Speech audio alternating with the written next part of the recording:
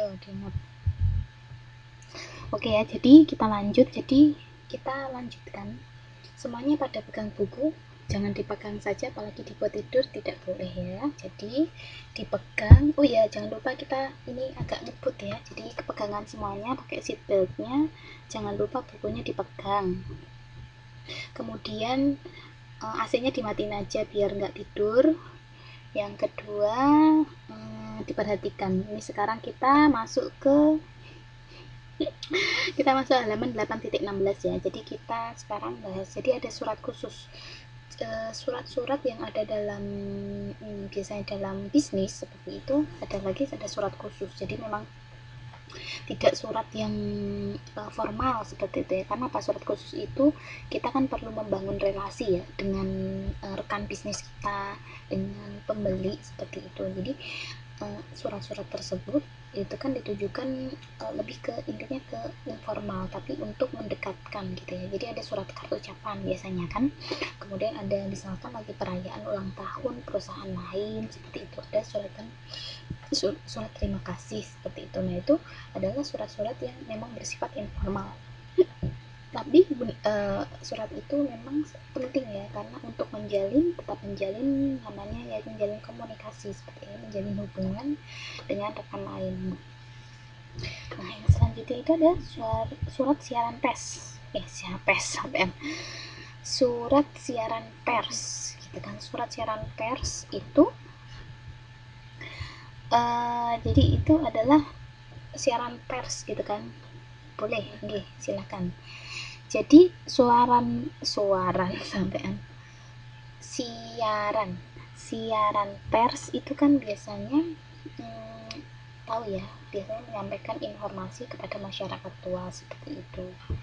Terus kemudian ya hal-hal yang ada dalam untuk membuat surat siaran pers seperti itu, dia menggunakan kop surat pasti tetap ya. Jadi ternyata siaran pers itu tetap menggunakan kop surat, kemudian menyatakan tanggal pembuatan berita. Nah jangan lupa untuk memberikan info lengkap gitu. Siapa ingat 5W1H? Apa yuk 5W1H?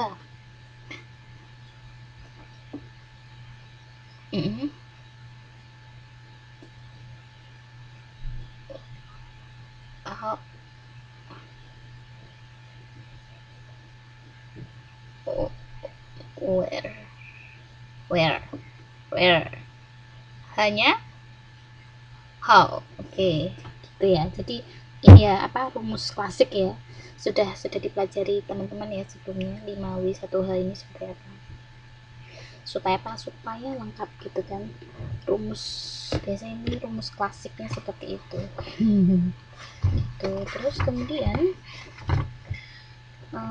siaran pers sudah ya. Jadi ini salah satu contoh siaran pers ya di halaman 8.19. Selanjutnya ada surat penjualan.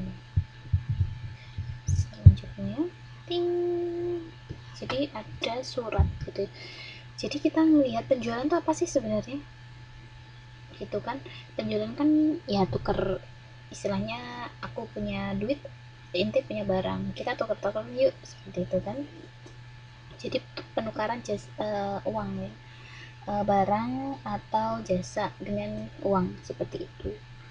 Nah kemudian dalam surat penjualan itu tuh ada upaya gitu ya. Jadi ada upaya untuk meyakinkan pembeli, meyakinkan atau sebuah pendekatan secara persuasif seperti itu kan.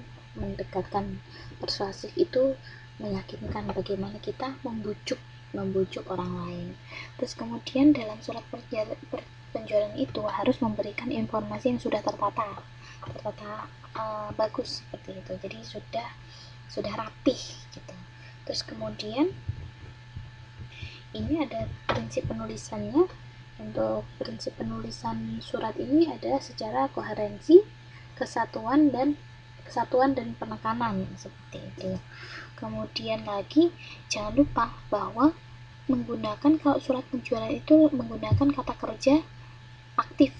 Jadi kata kerja aktif supaya lebih menarik seperti itu. Dan jangan lupa untuk surat penjualan itu gunakan bahasa yang spesifik Jadi nggak bertele-tele ya, karena kita memang targetnya adalah langsung bagaimana kita membujuk pembeli seperti itu. Jadi kita harus langsung tepat sasaran seperti apa gitu kan. Kemudian tekankan bagian yang menyatakan penjualan. Ini maksudnya bagaimana supaya kita ini ya langsung pembaca itu tahu gitu ya, penerima surat itu tahu mengenai penjualan tersebut. Kemudian jangan lupa gunakan pendekatan induktif. Jadi ternyata surat penjualan itu lebih menggunakan pendekatan induktif daripada pendekatan deduktif gitu ya. Terus kemudian yang selanjutnya adalah gunakan prinsip AIDDA. Ada yang tahu nggak AIDDA nya apa?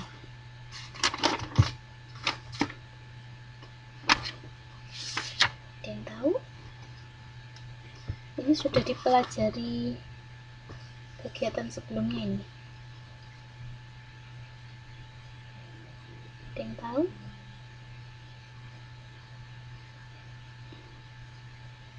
Mana? AIDDA. Aida,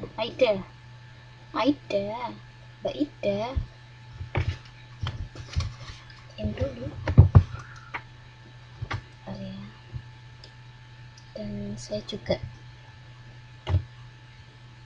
ini Aida. Ada yang ingat nggak?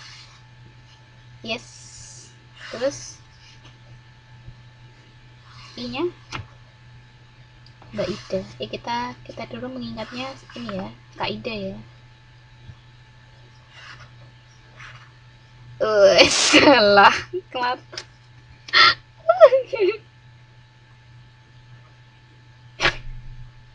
Api.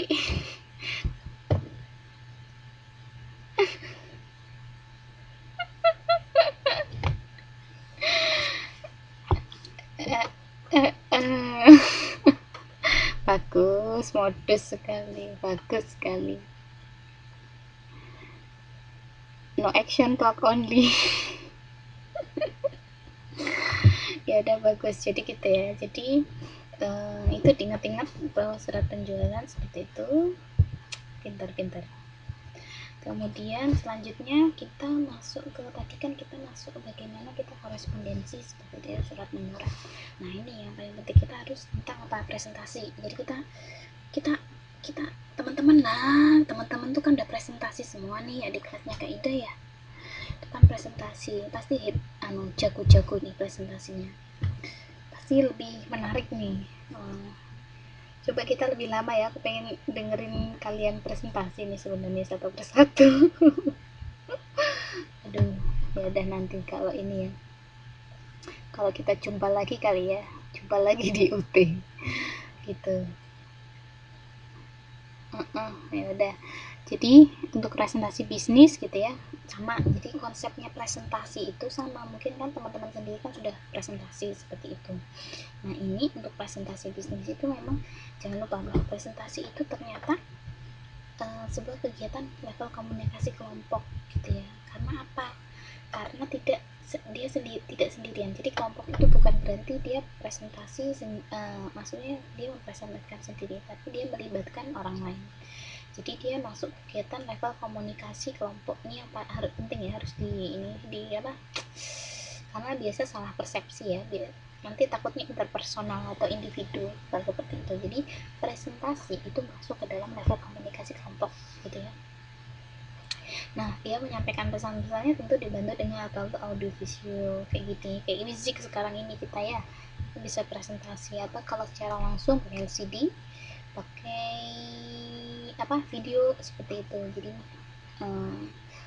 yang paling penting itu. Kemudian ada juga nih jenis-jenis presentasi. Yuk, siapa yang tahu? Tahu dong, kayak apa jenis-jenis presentasi? Di 8.29 itu ada banyak sekali ya jenis presentasi. Bisa dibaca sendiri tuh, ada briefing, ada briefing dari pengumuman gitu kan. Jadi contohnya itu pengumuman seperti itu. Jadi bisa dilihat. Nah, kita langsung masuk ke tujuan presentasi.